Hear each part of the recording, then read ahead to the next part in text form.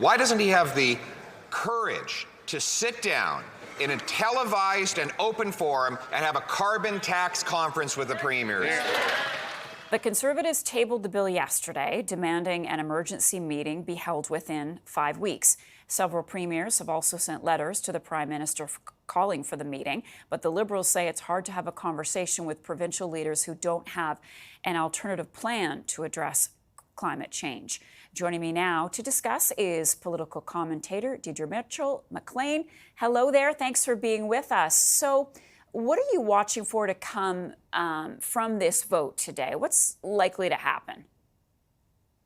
Well, I expect that it would probably be that it wouldn't pass because it is the Conservative motion. However, I think that Trudeau does need to sit down with the premiers.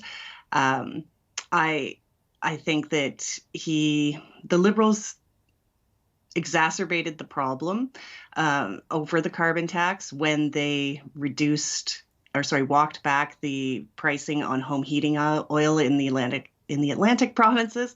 And I think that he needs to take an opportunity maybe to reduce that in other provinces as well on home heating, at least in the name of an affordability measure, some sort of temporary relief that he can offer and look like it's in good faith. Why do you think that was a misstep?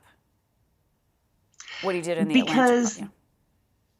Because the entire point of the carbon tax was to price heating options, or even just our consumption and our use of fossil fuels that are higher emitting. And home heating oil is actually the highest emitting. So relieving it for another year or two, or however long he did, all that, that really just said it's not about the emissions. So it also stopped it from being equal across Canada. And that's something that's hugely important when you're looking at something like a consumption tax. So the Prime Minister's point is, why should I sit down and talk with you people if you don't have a solution? Does he have a point?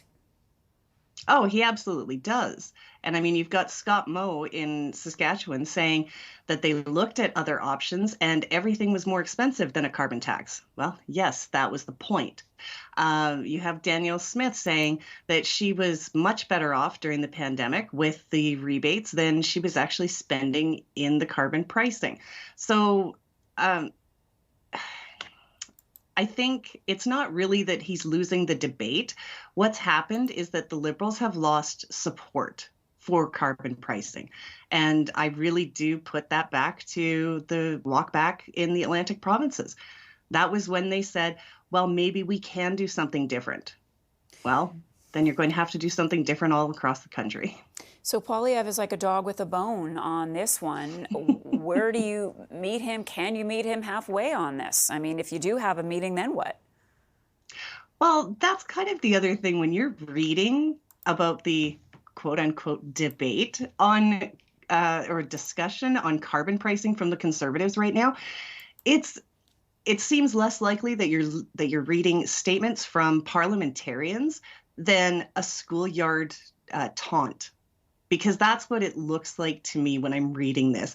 And so, yeah, it is pretty difficult to say we want you at the table when it seems, like I said, like they're actually just out in the schoolyard waiting to pick a fight. So, the premiers could and the Conservatives could try and frame this as something that's actually important to Canadians instead of making it a joke. We'll leave it there for this morning. We'll see what happens this afternoon. Deidre Mitchell-Maclean, she's a political commentator. Thanks so much for your time with us this morning.